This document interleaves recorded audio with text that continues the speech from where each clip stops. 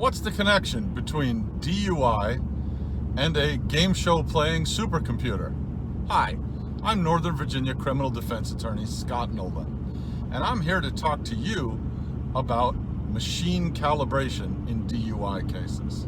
Some of you may remember Watson, the IBM supercomputer that competed on the game show Jeopardy and defeated two of the best human players ever at that game. It was an impressive thing to watch. However, how many of you recalled that Watson made a number of mistakes? And Watson, to other questions, gave some really bizarre answers. This was one of the most advanced machines ever made. It had a squadron of engineers and programmers, and it was appearing on national television, so people were making sure that it was absolutely at its best. And it still got a reasonable percentage of the questions wrong, and it gave just some weird answers to other things. Now that's Watson. Most of you own a home computer and know that it messes up from time to time. Don't know why sometimes. Maybe you're a computer expert. You do know why. Me, I'm just a lawyer. I have no idea why my computer does what it does. I mostly just turn it off, turn it back on, and it seems right after that.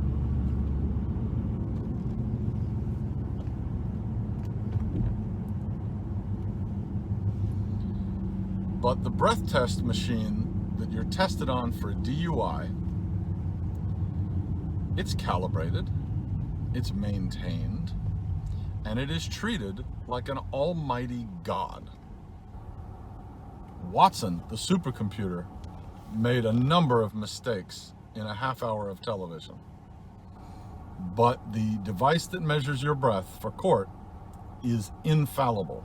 If it says you're drunk, by golly, you're drunk, and there's no arguing with it. Or is there? Whether your breath was measured by Virginia's ECIR2, or whether your blood was measured by a mass spectrometer, either way, you are being accused by a machine. And either way, you have very little ability to question how that machine works. Your lawyer can look into when it was calibrated, when it was maintained, whether or not the operator had the proper training. But what you cannot look into is, how does the software on that thing work? What are the number of times it just flat out gets it wrong? Watson, the supercomputer, got 20% of its answers wrong.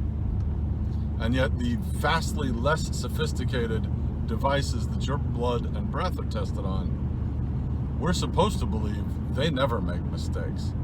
Now, admittedly, the mistakes made by computers, whether attached to a game show or attached to a breathalyzer or attached to a mass spectrometer, those mistakes are mostly the mistakes of the humans operating or programming them. Nonetheless, they're mistakes, and they happen a lot. And unlike a game show, these devices can ruin your life.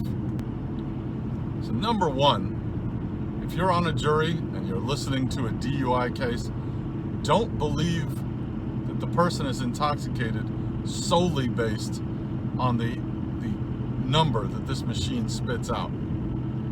Not unless they produce to you an expert that talks about the programming of that device and how reliable it is. Because I'm here to tell you, it isn't. If they produce other proofs that the defendant was intoxicated, fine.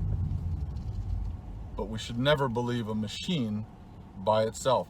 It violates your constitutional right, or the defendant's constitutional right, to confront his accuser, because his accuser is not a bunch of circuits. His accuser is the software author. If you are a defendant, think about this before you agree to blow into the state's evidentiary breath device. Yes, you will lose your privilege to drive, but for some people, that's not the end of the world. This is the sort of thing that makes me angry about the state of American law, particularly where it comes to DUI. If you have any questions about machine error and breath testing, please give me a call. I'd be happy to talk to you. and you have a great day.